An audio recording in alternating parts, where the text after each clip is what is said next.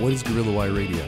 It's movies, music, comics, technology, games, relationships, taboo, paranormal, lifestyle, conspiracy theories, pop culture, humor, obscure. It's people sharing their thoughts, their insight, their opinions, and their voice.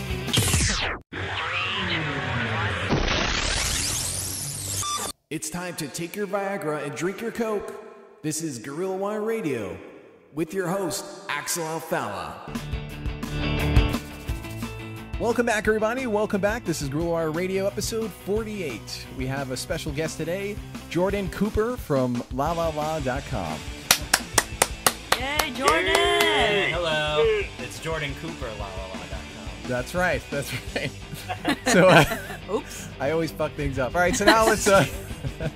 So now we got that out of the way. We have Phoenix Young, we have Drake Timmershaft, the movie Maven, and we have Victor the V-Zone Alvarez. And let's move on to Victor the V-Zone Alvarez with movie previews.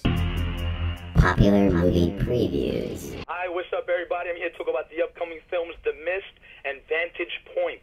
Let's start with the upcoming film The Mist. This film is about a freak storm unleashes a species of bloodthirsty creatures on a small town where a small band of citizens hold up in a supermarket and fight for their lives. I guess it sounds a little bit like The Fog, but I'll tell you what's the difference. The Mist is going to be better. I saw the trailer. It kicks ass. It kicks ass. Looks better than the Fog. Stephen King is writing it. The Mist comes out November 21st, 2007. Yeah, but Victor, hasn't all the other Stephen King films in the past always sucked? I mean, what do you think makes this one so much better? I think what makes this one so better is that, like, The Fog was about a fog and pirates coming out, but this one, Stephen King actually, I don't know if he, took it or bite it off, but he actually, made this cloud, and instead of pirates, have these monsters just, destroy this town, which I think is probably going to be better than pirates coming out of Fog. But The Fog wasn't written by Stephen King, was it? Yeah, it was written by John Carpenter. There you go. Alrighty. That movie really sucked, by the way. Which one, the first one or the remake? I paid to see that. The Fog. Both.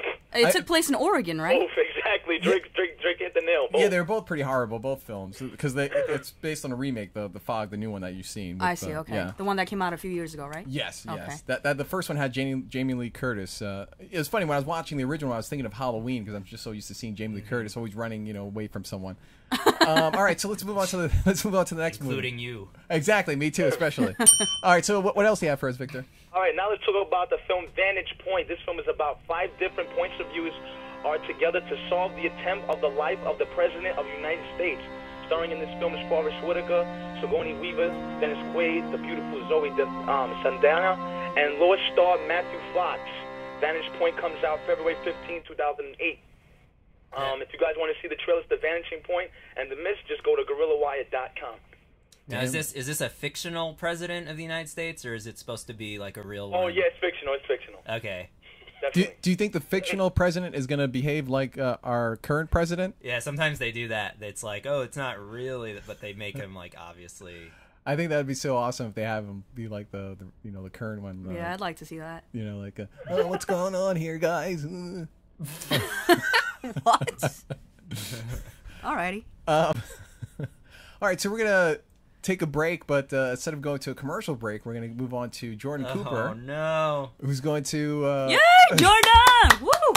This thing on. Who's going to delight us with one of his music songs. All right, well, the thing is, what I have here is a list of songs. It's numbered, goes to about 112. And I was going to... That's it? Ask for numbers to be yelled out, and if I can do it, I will do the song of that corresponding number. Sounds good. So... I don't know if anyone over the phone wants to yell out a number. Jordan, is this a number between 1 and 112 or any old number? A 1 and 112, but I have the right to not play the song because I don't know how to play all the songs that are on here. All right. It's like Russian roulette. So what do you guys want? Say a number.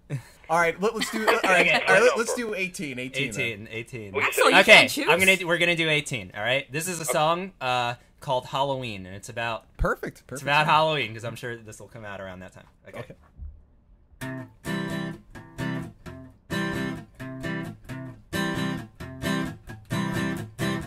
Halloween's my favorite holiday. everyone listens to what I have to say. Everything seems to go my way on Halloween. When I see a Halloween cupcake, I get a jack-o'-lantern smile across my face. Even though I don't like the taste, the very idea is just so great. I can't recognize my best friend. I don't know what room he's in. He's not acting like he usually is. He's smiling under his skin. Halloween feelings may not last long. Before Thanksgiving, they're already gone.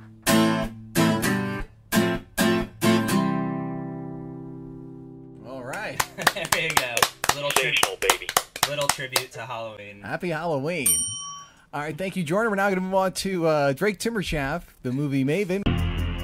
Popular movie reviews. I've got a threefer for you this week, Axel. Oh, yeah, baby. We got Balls of Fury. We've got Idiocracy. And it's interesting that Jordan should bring up Halloween because I'm doing a review of Rob Zombie's Halloween. So let's start off with Balls of Fury. Starring Dan Fogler, George Lopez, Maggie Q, and Christopher Walken. This is a tale of ambition, of going the extra mile, of seeking vengeance against wrongdoers, of striving against insurmountable odds, of abandoned sons and absent fathers. Such epic struggles demand an arena that an audience may witness in its final climactic resolution. And in this film I'm about to review, the arena where this grand battle takes place is table tennis. Balls of Fury features Dan Fogler as table tennis prodigy Randy Daytona, who, as a youth, was the United States table tennis champion in the 1988 Summer Olympic Games in Seoul, Korea. Losing the final decisive game cost him his career, his self-confidence, and the life of his Marine Corps father, Robert Patrick, who foolishly placed a bet with a mysterious loan shark on Randy's success. 19 years later, Daytona's pulled out of the Vegas lounge entertainment circuit by FBI agent Ernie Rodriguez, George Lopez. Our agent Rodriguez puts Daytona through arduous training with the fiercest champions of table tennis, James Hong and Maggie Q, with the purpose of infiltrating an underground weapons cartel and ping-pong blood sports circuit. Once there, Daytona's skills are all that keep him from the jaws of death and the depravities of the illegal blood sports mastermind, none other than the killer of Daytona's father, Master Fang, played by Christopher Walken. Balls of Fury may come at the ass end of the summer movie season, but it's a menagerie of dedicated table tennis champions keep you mightily amused with their elevation of a rec room game into a life-or-death martial art. This rogues gallery of ping-pong potentates include the steroidal Freddy, played by Terry Crews, Reno 9/11's Thomas Lennon as Daytona's psychotic Olympic nemesis, Carl Wolfstag, and Jason Scott Lee as Siu Fu, an Asian ping-pong purist who despises all round-eyed Western contenders. Out of 2 balls, I give Balls of Fury 2 balls. So I want you to remember that name, Terry Crews, the guy who plays Freddy, because he appears once again in Idiocracy, a direct-to-DVD and cable masterpiece by Mike Judge, which features Luke Wilson, Maya Rudolph, and Dax Shepard. Some masterpiece. Mike Judge, of course, is the man who brought us those lovable idiots Beavis and Butthead, who are accused by various U.S. congressmen and moral scolds as one of the causes of dumbing down America's youth.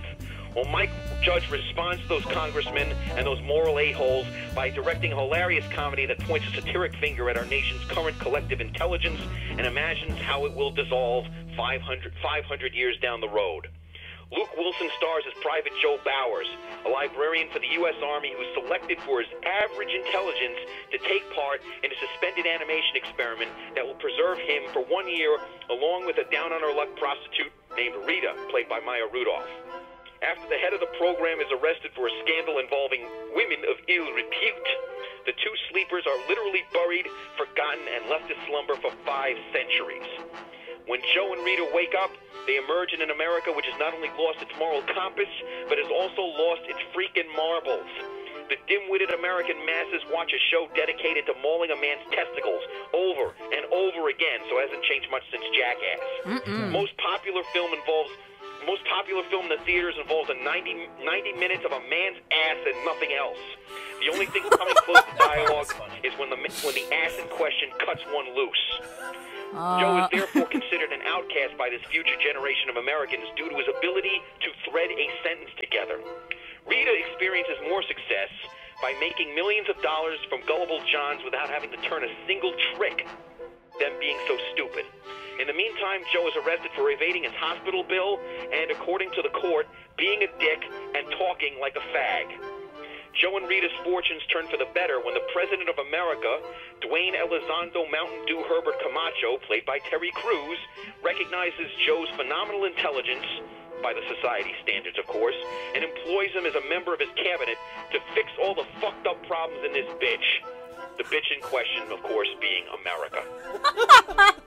You're too much, Drake. So from a rating of an IQ of 1 to 180, I give this dumbass film a 190 out of 180. Whoa. It shows how smart I am. I didn't like it. Oh, Jordan. And now, Jordan, here's the review you've been waiting for. None other than the Rob Zombie 2007 remake of John Carpenter's Halloween, starring Malcolm McDowell, Tyler Mane, and Scout Taylor Compton. Okay, well, we all know No the Jamie original Lee Curtis? Halloween. We get a very... in the original, we get a very brief overview of why Michael Myers is batshit crazy. On Halloween night, 10-year-old Michael Myers puts on a plastic clown mask, enters his sister's private room while she's half-dressed, and stabs her to death. And no motive is given to us. We're just left to believe that Michael's some kind of satanic bad seed like Damien Thorne or Rosemary's Baby. Well, that was the 70s. Nowadays, we expect our villains to be the offspring of abusive, neglectful, or overindulgent jackass parents, which is the documented case for emotionally troubled and criminally inclined youth today. It would be nice to blame it on Satan, but he's not taking the blame for anything. He's kind of anonymous nowadays. So, Rob Zombie devotes the first half of the movie to provide rhyme and reason to Myers' murderous impulses. The Myers family household in Haddonfield, Illinois is a freaking mess. The overindulgent mother of Michael Myers is a stripper. The stepfather, played by William Forsythe, is a snarling, abusive drunk. The stripper mom, by the way, is Sherry Moon Zombie. But Forsythe is an abusive drunk. And as for Michael Myers' sister, it's clear why in this version Michael would want to do her in. She's a total slut. All three family members are oblivious not only to the squealing youngest baby girl, which they all call Boo. I guess that's the only name she has. They're all too wrapped up in themselves to notice that Michael Myers buys pet rats for the express purpose of killing them. So add to the mix being overpowered by bullies at school, and we can see why Michael would slowly cultivate an obsession with snuffing out people's lives. So on Halloween night, he wants to go trick-or-treating. No one wants to take him out. The sister would rather screw with a boyfriend. The father would rather fall asleep in front of the TV set. And the mother, well, she's got her job to do. So by the end of Halloween night, everyone in the house is dead except for Baby Boo and Mama Myers, who eventually does herself in with a gun. So there's only 2 survivors in the Myers family, and one of them is a ward of the state, guess who? And one of them is an orphan, and that would be Baby Boo. 15 years later, we come to the scenario we're all familiar with. Scout Taylor Compton stars as Laurie Strode. She's the new Jamie Lee Curtis. She's getting ready for a night of babysitting and trick-or-treating in sleepy old Haddonfield, Illinois. But an old celebrity familiar to everyone in Haddonfield is coming back to town. That's right. Michael Myers, played by that incredible Hulk of a wrestler, Tyler Mane, busts out of the psycho ward and comes back home with the intention of creating a diorama of his family using unwitting victims as the figure pieces. And he does good. He does his job. He starts putting all those set pieces to his little murder manger scene together. But the only one missing is Baby Boo. And I'll give you 3 guesses as to who Baby Boo is in the story. It also features Malcolm McDowell as Dr. Loomis, who was originally played by Donald Pleasance. Malcolm McDowell's Dr. Loomis is very impressive. He's kind of acts like a weirdo, psychotic version of Obi-Wan Kenobi as he pursues his murderous former ward, Michael Myers, through Haddonfield, all the while lamenting his inability to rescue Michael from his bloody lifestyle. Scout Taylor Compton, she seems like a weird replacement for Jamie Lee Curtis because she's got a squeaky Minnie Mouse voice and kind of bawdy humor. She's kind of the polar opposite to Curtis's demure, virginal Laurie Strode. But I got won over by Scout because her squeaky pipes are put to good use when she starts screaming her frickin' head off. And she meets Tyler Maine's Michael Myers face to mask and tries to resist becoming the final crucial piece in Michael's gruesome family portrait. So, out of 5 jack-o'-lanterns, I'll give it a 4. Pretty good. Yeah, I seen the film recently, actually, Halloween. I thought it was pretty good. I definitely enjoyed it. But I know some people didn't, but I'm just one of the ones that enjoyed it. Did you see it recently, Jordan? No, I never saw the original. I don't know. I was worried that they show too much of his origin, because in some cases, the less you know, the scarier it is. Is that... Plus, I also felt that this film kind of humanized him more than the previous ones. The previous ones kind of made him more like this supernatural creature that would teleport, different locations. This one was kind of more... really? Yeah, because it showed him actually... Yeah, like if in this film working through something. Yeah, he actually got to the point of, versus like just somehow just appearing, out of nowhere. That's interesting. So the fact that it was more humanized, it made it more scarier to me. But that's just my thoughts on that. That's interesting. Well, when you look at most serial killers in real life, your Ted Bundys, what's really frightening about those guys is they come from such, average, everyday, humdrum suburban or even urban communities. They don't, the mouth of hell doesn't crack open and spit these guys out. They're born, they're raised, and something goes wrong. Yeah, he was quite a That's mystery. even more and scary. He didn't even have an abusive childhood or anything like that, from what I hear. Ted Bundy? Ted Bundy, yeah. And Jeffrey Dahmer. Well, I just watched Blue Velvet for the first time. Oh, great movie. And it's like, the thing that's scary to me is you just don't know what's going on the whole movie. Oh, yeah. And like Dennis Hopper is just so scary because you know nothing about who he is or why he's doing anything. He's just a weirdo. And it's like, there's so much suspense because he's so unpredictable because he's such a weirdo. With a movie like that, you're like, what's going to happen next? You don't even know where it's going. You think you do, but then all of a sudden there's like a twist, Yeah, that is an awesome movie, Blue Velvet. Drake, I'll check it out. Drake, you've seen that movie, right? Blue Velvet? Oh, yeah. He literally is a bat out of hell, that guy. And I agree in Jordan, in some cases, a mystery man is very often intriguing, but Michael Myers is a puzzle that a lot of people like to unravel. And seeing his life get torn apart was every bit as horrifying as seeing him tear people's lives apart, in my opinion. All right. Well, we're now going to move it on to Jordan Cooper, who's going to play us another song. I'm sure he's very anxious and ready. So what number, guys? Any numbers? Say a number, but I don't know if this will work. 36. 36.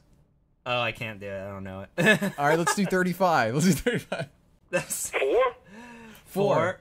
Sure, I'll do 4. All right, here we go. Okay, this song is called You Say But You Don't Know. And it's sort of it's a pretty simple song about a conversation I had with a girl who was breaking up with me over the phone.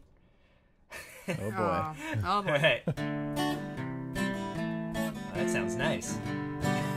Yeah. Sure this is a breakup song?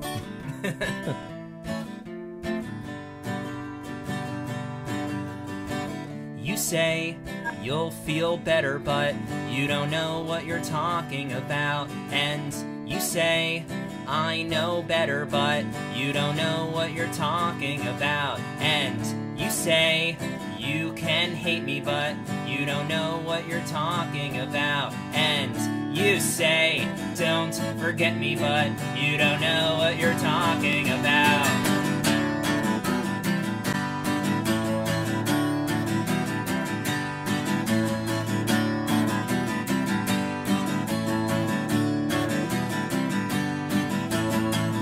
Say you gotta stop crying, but you don't know what you're talking about. And you say it's not worth trying, but you don't know what you're talking about. Watch out. And you say I'm an asshole, but you don't know what you're talking about. And you say I'm a hassle, but you don't know what you're talking about. Woo!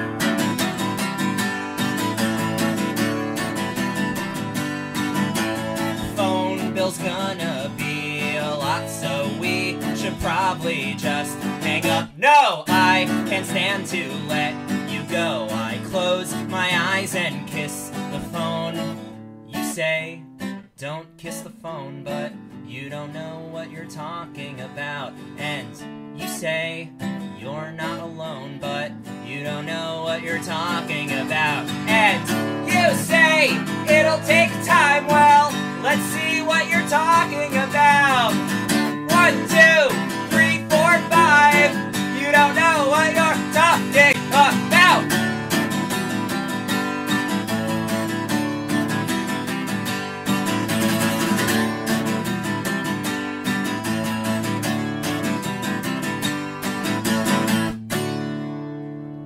Sorry about the level. It's quiet and then very loud. That's okay. Good. That's a- I taught that tramp what for. What was that, Drake? I said he taught that tramp what for. Damn right. That's You don't right. get mad, you write a song and you embarrass them. Yeah, yeah. I Exactly. think that That's the song, way to do it. I think And the that's song what it's em- all about. And that's what it's all about. I think it embarrasses me more than her. Oh, no. name is I'm sure it Tracy embarrasses Coates, by the everybody. way. I'm kidding. I have no idea who the woman's name is. All right. Yeah. All right, let's keep the show moving along here. We're now going to move on to the Phoenix Young, and she's going to give us her topic here. What do you have for us, Phoenix, this week?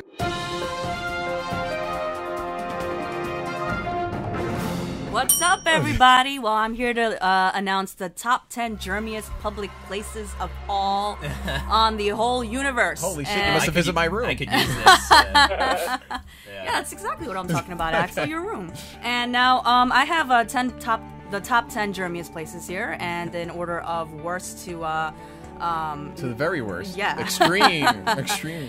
and number 1 will be playgrounds, public playgrounds. Everyone. Public playground. Yeah, because, all those little kids. Well, the thing with public playgrounds is that there are a lot of bodily fluids that seem to be ejected. Bodily fluids? Yeah, What on a what daily type of- basis. What And, playground is this? All I'm worried playgrounds, about Axel. The next thing's on the list. Yeah. I'm like, what the? It's all See, they- Axel's fault. He pees in the bathtub now he's peeing in public. Yeah, what's that playground. about, Axel, huh? All right. It's probably your urine on the playground swing. Okay. Oh, boy. All right. Now they said 44% of of playground surfaces are covered with bodily fluids, which include number 1, hemoglobin, which is of course blood. Number 2, alpha amylase, which indicates a presence of mucus, saliva, and/or urine. Oh, yeah. And number 3, of course, urea, which of course is the presence of urine. All right, I will confess to that. Okay. Alrighty, Axel. Thank you for your honesty. And number 2, we have bus rails / armrests. Butts rails. Tell us something we didn't know. And Yeah. number 3, public bathrooms, of course. Well, yeah, we spoke about that the other week, guys, right? Public bathrooms. We did? Yeah, oh, you that's said right, we like Axel. it. Yeah, Except Axel. you weren't going to use it for the purpose of why it was there. Right, of course. exactly. Actually, during our cheap dates segment. I know. I heard that actually the most dirtiest thing in a public bathroom isn't the toilet seat, but it's like the knobs and the. Oh, yeah. And the because toilet. Right, the floor, because Oh, there's a lot yeah. of fecal matter on there. Yeah, because the actual the butt doesn't really have any germs, or it's actually one of the cleanest parts of the body that you Really? sit down with. Well, hell yeah, you wipe it. You gotta wipe that. No, thing I don't. clean. I don't mean the anus, but what you The- sit the down. buttocks, yeah, the cheeks. They're actually extremely clean, but your face, your hands are disgusting. Yeah, isn't that something? Yeah. Huh, very weird. So when we Ain't that a kiss on the ass? so when we kiss someone, should we kiss them with our butts or should Yes. Butt kiss. So in actuality, when someone says you could kiss my ass, that's actually a compliment. Compliment, It's exactly. cleaner than kissing your face. All right, Oh, now we yeah. know. Now we know. Learn something new every day. Number 4 on the list is shopping cart handles, which I didn't know about. Wait, that's number 4, shopping cart yeah, handles? Because you know number what, I 4. went shopping the other day and I was holding onto a shopping cart handle. Well, you better bring your hand Well, sanitizer with stay you away next from time. me. Yeah, I guess. Okay, no, it's good to know. I'm getting learned. I'm getting learned on this show. You're learning. Awesome. You're getting schooled, yo. Damn right. That's right. Ding. Number 5 is escalator handrails. Yeah, don't ever touch Yeah, I guess those that kind of things. makes sense. Escalator handrails. They're This kind of I don't rubbery. really understand. Number 6, Rubber. chair armrests. Chairs. Yeah, Any Axel, chair you, or- yeah, it's just Chair chair armrests. armrests. Elbows. I mean, our elbows. Yeah, I mean, bad. are I guess they because our that hands dirty? touch that, we Chair kind of like armrests. touch the armrests. Well, there are some people who like flop their penis on armrests. Oh, that explains it. That is I not was wondering me. why it was That- number 6 on the list. Axel? I do not do that. There's a limit here, all right? You know who I'm looking at. And number 7 to top the list is vending machine buttons. That's why do what I do, everyone, and punch those buttons with your knuckles. Vending That machine helps. buttons with your knuckles. Yeah. Why should Does you that even press them work? with your fingertips? You know. How do you press? You know, just take your knuckles and just punch those numbers. I guess that kind of it, but Yeah, but if you pick the wrong thing, you're just it's you're the just worst screwed. thing. Yeah, I worst know. part I of mean, you your... wanted M&Ms and instead you get Skittles. yeah, but you could hit the it's- wrong number with your knuckles though. Well, just use one knuckle. You don't have to use all 5. Okay, I guess you master the knuckle of the vending machine. Oh yeah. I like to I'm a see that. germaphobe, just like my fellow put pal your- Axel here. Put your sleeve over your. She's finger. skilled in Yeah. Shaolin Kung Fu. That's how she's skilled. Exactly. How'd you know? The Shaolin with vending machines. Ching. So what's the next number? Then and number 8 is shared pens, especially ones that people put in their mouths and chew on for some reason. I don't know why people tend to do yeah, that. why do people do that? Is that some type of oral fixation or something like I that? have Like no you need to have idea. something It could be in your nervousness, anxiety. There's a lot of you know. straight people that need something in their mouth, and I'm not going to say what it is. But Alrighty, okay, gotcha, Drake. All right. Number 9, of course, is public telephones. Okay. Public but Well, go- good thing Contest? no one uses those. Yeah, anymore. no, Thank God for cell phones. Exactly. Exactly. But going back to the pens in the mouth, what was that? Number 7, That was number 8. number 8. After vending machine. Because like some buttons. people would put the pencils in the mouth and like chomp on it. I never got that because like that would be pieces of wood going into your mouth. Exactly. Yeah. They taste pretty good. Okay, all right. Now what's the next one? All right, and the final one on the top 10 germiest public place list is elevator buttons. Elevator. Ah. button. Use the knuckle method, people. That's number 10. Yes. So that's the most contaminated. Take the No, that stairs. actually the playground is the number 1. Oh, it's actually you from did the it worst reverse. to the Oh, okay. yeah, the Okay, not least so worst. worst. Okay, yeah. that's what Gotcha. I was wondering Yeah. how it was going to get worse. Than Yeah, because And I so- give credit to 6wise.com, everyone, for this worthwhile yet disturbing information. All right, thank you very much. All I right. had a Now, teacher that. remedies to for these. Oh, yes. For these. Oh, wait a minute. Hold on, Jordan. You were going to say a story? Or Oh something no! like that? I had a teacher who used to scream at us for. He'd see that we kept putting. This was college, by the way. Not, Gotcha. I know it sounds Not like a elementary story. school. It sounds like a story from nursery school. But Right, yeah. He would just yell at us anytime we put our hands in our mouth, and he'd just be like, "Get your hand out of your mouth!" Like he'd be teaching us editing, but he'd just be like. He like just look around and be like, "You have your hand in your mouth, get it out," because he'd be like obsessed, with germs? germs. And Is he this- still alive? And this was in college? Yeah. Doesn't it sound like a story from like preschool? Yeah, or Just a elementary nurturing or guy, I something. guess. Wow. Yeah. Wow. Did Did you ever crack your see? knuckles with a ruler? He probably should have. Holy shit, man. All right. So what were you going to say, Oh Phoenix? no, I was just gonna say it told us to wash your hands often. And I was watching a show. They said wash your hands with Obsessively. hot water, not cold water. Yeah, so they Wash can your get all hands. dry and pruny, and all. I that. guess so, but then you have that moisturizer right next to it. Right, Axel. Okay. Anyway, and wash your hands like for before you eat or / 200 prepare times. food. After coming home from work, and please, people, please, after using the restroom, please wash your hands. I know several people in my life that never do this. All right, I don't know hold why. on a sec. Time out for a second. Now, Convince me. this is for all the men in the room here. All the men in the room. Now, Yeah. All right, men. All right, there may be a Be- slight exception. I can all right, understand. Yeah, because you know. like when you have to piss, like sometimes I don't touch anything. When I go to work, I just like kind of like pull it down. I don't even have to touch it. So, Yeah. And then you just wrap it right back up. Really? Yeah, so you don't really have to Wow, how wash your convenient. hands. Yeah, How you don't convenient. touch. If you're a guy, if you have to pee, if you do it the right way, I use Right. my feet for everything in the bathroom. Or you- Ah. or you just I'm like an acrobat in there. how the hell? Oh, we wow. have like a Spider-Man here. It's motivational. That's a pretty good technique. But yeah, I'm sure every dude does that. Like he just like kind of unwraps it. You don't have to touch your penis. You just kind of like pull it down. But with the women, I understand it's kind of different because you gotta Very. do the They wiping do and have to stuff. touch We them. can't wrap Yeah. anything up. exactly. But the other. But if you do number 2, obviously you have to wash. Oh your yeah, hands. without a doubt. People, please come on. Was it splashes in That's the what toilet toilet? paper's for. Yeah, if it splashes in the It toilet. splashes. It splashed back on you, and And the other thing is, in the toilet, like what I do is I take toilet paper and I put it on the toilet seat. I don't know if anyone else. see does that's that. why I said you don't. It's clean though. That's Yeah, the cleanest yeah, but part of the I- little stall that you you're don't in. know. Yeah, but the thing is, like when people pee, sometimes they leave the seat Oh down. yeah. But so- the thing is, urine is clean. yeah, but you don't know what people. There's no germs. in What it. about fecal matter? You just don't know. I It's just sterile. prefer. I mean, my brother doesn't use that technique with the toilet paper. He just does it bare. But I use toilet paper on the seat because I'm just. Yeah, I but guess so. I'm a germaphobe. When I do that, the toilet paper sticks to me when I stand up, and then it's a whole no, embarrassing. I mean, if You gotta double layer it. You gotta double layer it. Yeah. You gotta double layer it. There's a whole like technique to do it. I'll show you after. Speaking with the professional. Yeah, I'm a pro with this. All right, so what else you have, Phoenix? Just one more thing, guys. I don't mean to ruin your day and disgust you and make you throw up your lunch, but about the toilet. Did you know? A lot of people believe this, and I'm not sure if it's exactly how true it is or not, but. Normally, when you flush the toilet, the mist from the toilet comes up and lands on your toothbrush. And they said there is actually more fecal matter on your toothbrush than on the toilet itself. What do you guys think? What? I just ate lunch. I'm so sorry, Drake. What? The fecal matter gets sprayed up? You just buy a new toothbrush every day. Yeah, I mean, well, actually, you know what? I'll tell you to all the It's listeners. gonna cost a fortune. What I do is I have a container for my toothbrush.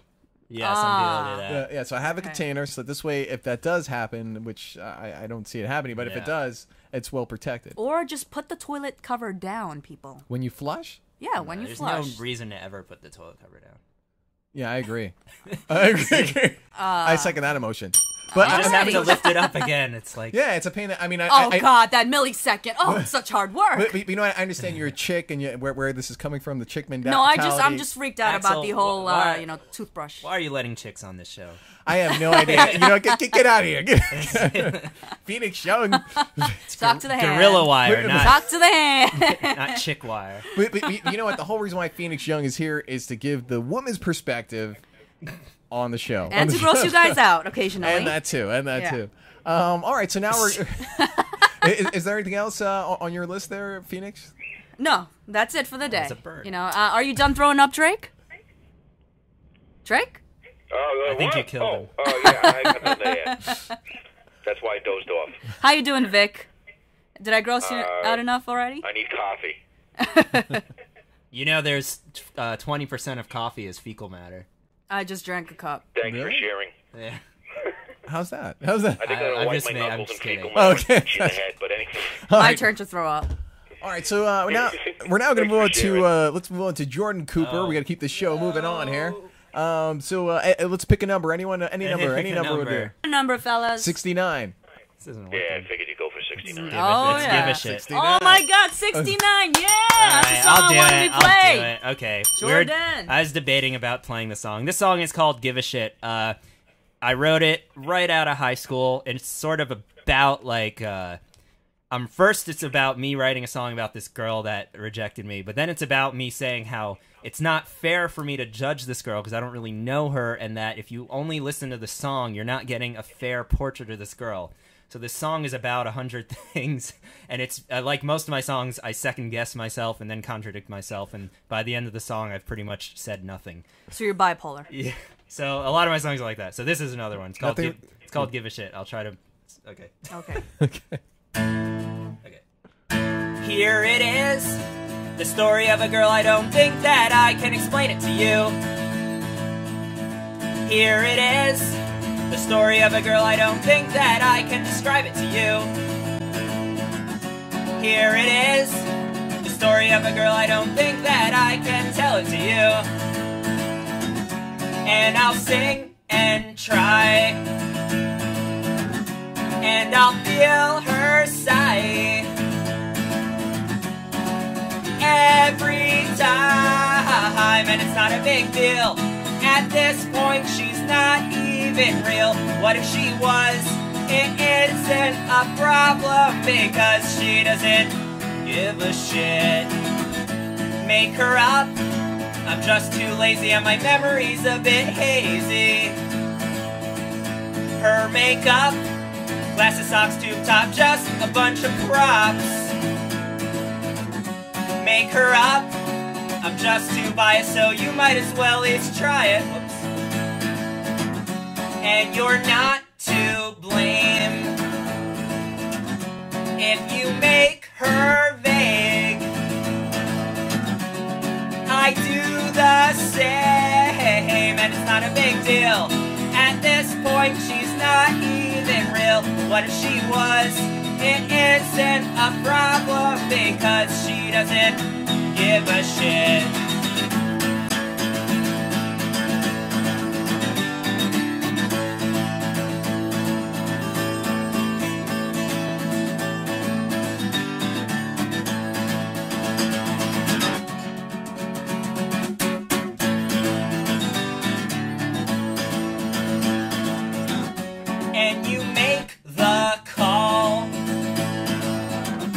and you have to stall. And you don't know her at all, and it's not a big deal. At this point, she's not even real. What if she was? It isn't a problem because it's not a big deal. At this point, she's not even real. What if she was? It isn't a problem because she doesn't give a shit. She doesn't give a shit. She doesn't think about it. Think about it. Think about it. Think about it. There it is. All right. Yeah. Doesn't give a shit. haven't That's played Glad that you guys in, picked that song. Years I haven't played that song.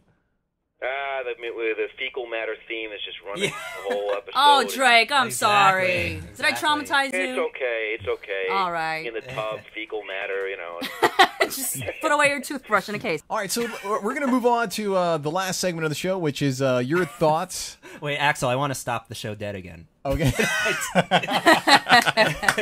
Today's your thoughts is broadcast networks. They report record low ratings. So I want to get your opinions and thoughts on that. Why you think the broadcast networks, like ABC, NBC, CBS, I think that's everything. Why are they having Fox, WB, UPN 9, but that doesn't exist anymore. It's now My 9 or something like that. Why are they getting such low ratings now? Why do you guys think? Let me open up the floor. They have HBO.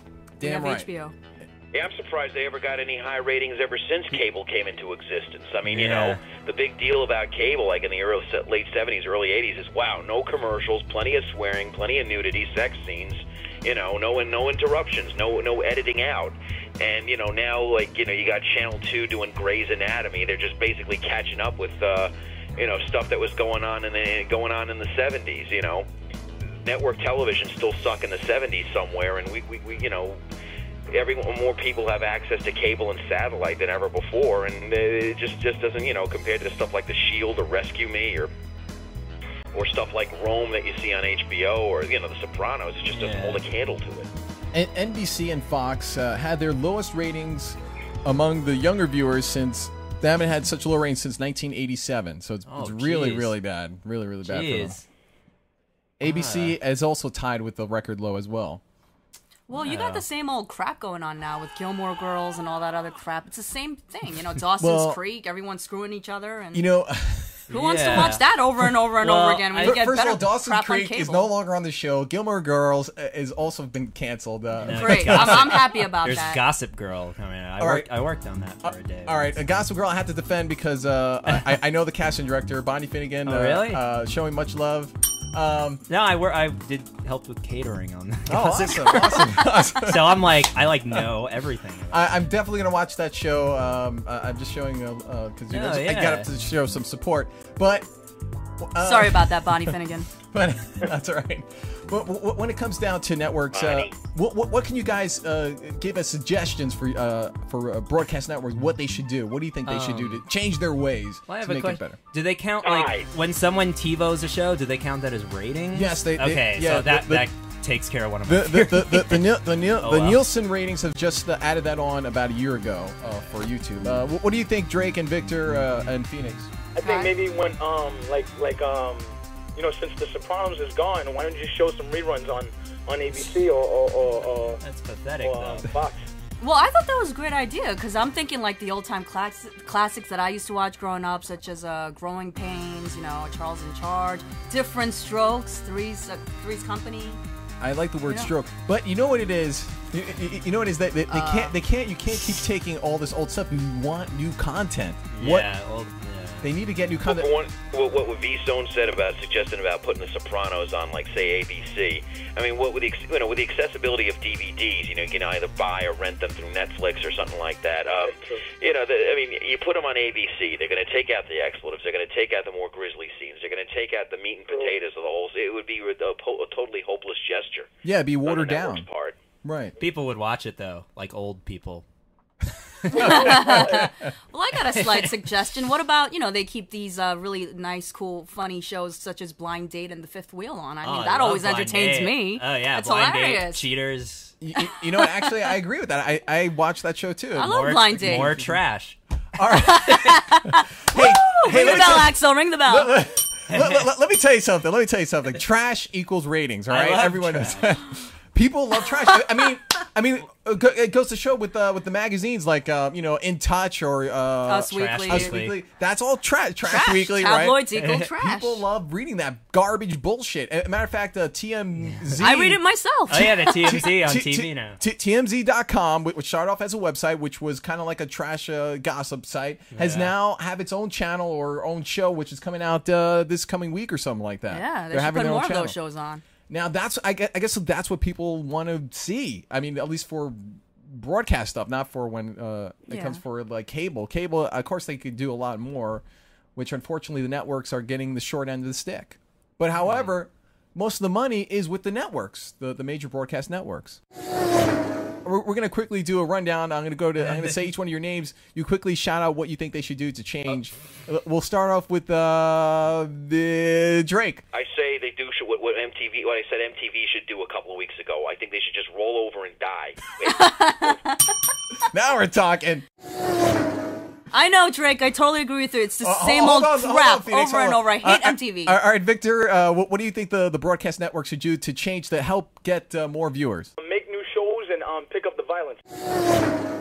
Damn right. Pick up that violence. Violence. I want to see heads exploding, balls ripped off. I want to see all that. Pick up the That's explicit disturbing, language. Axel. What about you, Phoenix Young? Bring back different strokes. Oh, for bloody sakes. Shite. All right. And Jordan Cooper, what do you think? I think they should make a show about a caveman. You mean like Geico, Caveman's Crib? Oh, they did. I think they should make a show about a gecko myself. Well, And the Fruit of the Loom guys can make a guest appearance. well, for what I heard, actually the caveman. Yeah. So some people got Caveman, which is an advertisement for Geico, which is automobile car insurance and other things as well, some type of insurance company. They have this running theme about cavemen. Like it's so dumb a caveman could do it, could sign up for Geico. So now Geico has decided to make it into a television series for I think ABC. And the first the pilot episode got leaked out a few weeks ago. Which one? Because they made several pilots because all of them were failing. Exactly. It's almost if they deliberately leaked it out to hear what the buzz was, and the buzz was very bad. So they keep on redoing the pilot. And plus, when they greenlighted this, it was only a few weeks before it had to be ready for the network. So the writer who wrote this wrote it so quick. It doesn't surprise me that the pilot has been so terribly reviewed. But I've heard of one joke premises before, but yeah, I know exactly. But this is ridiculous. This is ridiculous. Okay, so I guess that's going to do it for us today for the show for today. Let's end it off with another song from Jordan Cooper from Jordan Cooper LaLaLa.com. Check it out, people. Maybe this is a good one to end on. It's called These New Pants.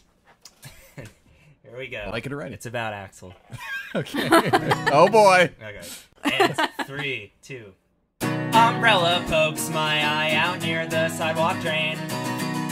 I didn't mind the rain, but thank you anyway. I've blinked 1,000 times, it hasn't crossed my mind.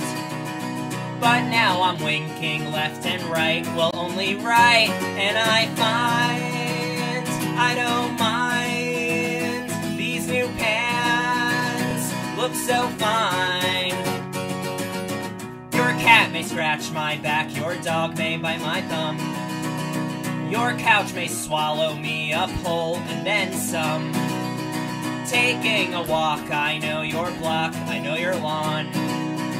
And your house, well, it sticks out like a sore thumb.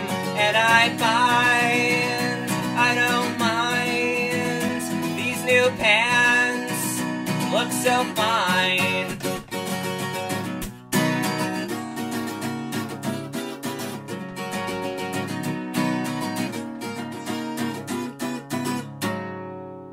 I think you know, I understand why you're upset.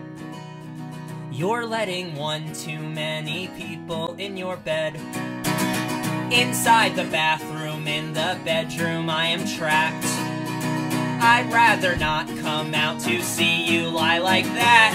And I find I don't mind. These new pants look so fine. Everybody and I don't mind. These new pants look so fine. Check me out.